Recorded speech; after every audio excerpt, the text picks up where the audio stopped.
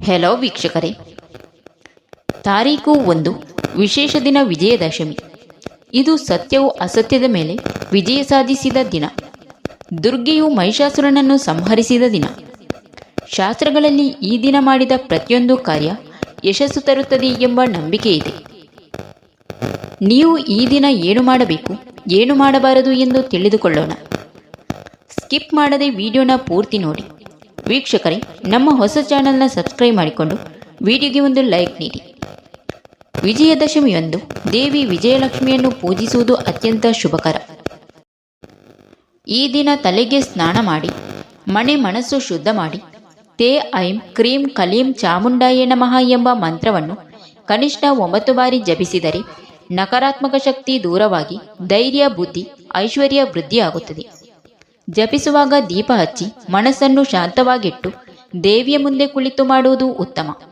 ಜಪ ಮಾಡಿದ ನಂತರ ದೇವಿಗೆ ಪ್ರಾರ್ಥನೆ ಮಾಡಿ, ನನ್ನ ಕೆಲಸಗಳಲ್ಲಿ ವಿಜಯ ನೀಡು ಎಂದು ಮನಸ್ಸಾರಿ ಹೇಳಿದರೆ ಶುಭ ಫಲ ದೊರೆಯುತ್ತದೆ. ಈ ಮಂತ್ರ ಜಪ ಮಾಡಿದವರು ಹೊಸ ಕೆಲಸದಲ್ಲಿ ಯಶಸ್ಸು ಪಡೆಯುತ್ತಾರೆ. ವಿದ್ಯಾರ್ಥಿಗಳಿಗೆ ವಿದ್ಯಾಭ್ಯಾಸದಲ್ಲಿ ಉತ್ತಮ ಫಲ, ಉದ್ಯೋಗಿಗಳಿಗೆ ಪ್ರಗತಿ, ವ್ಯಾಪಾರಿಗಳಿಗೆ ಲಾಭ ಸಿಗುತ್ತದೆ. ಮುಖ್ಯವಾಗಿ ಆತ್ಮವಿಶ್ವಾಸ ಹೆಚ್ಚಾಗಿ ಭಯ ದೂರವಾಗುತ್ತದೆ.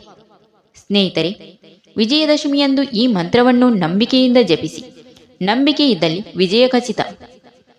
ದಿನ ಶುಭ ಕಾರ್ಯ ಮಾಡಿದರೆ ಯಶಸ್ಸು ಸಿಗುತ್ತದೆ.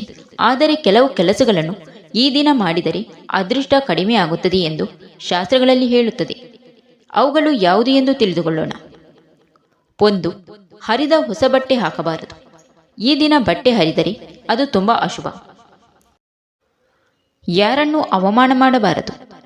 ವಿಜಯದ ದಿನದಲ್ಲಿ ಇತರರಿಗೆ ನಿಂದನೆ ಮಾಡಿದರೆ ಅದೇ ನಿಂದನೆ ನಮಗೆ ಮರಳಿ ಬರುತ್ತದೆ ಎಂದು ನಂಬಿಕೆ.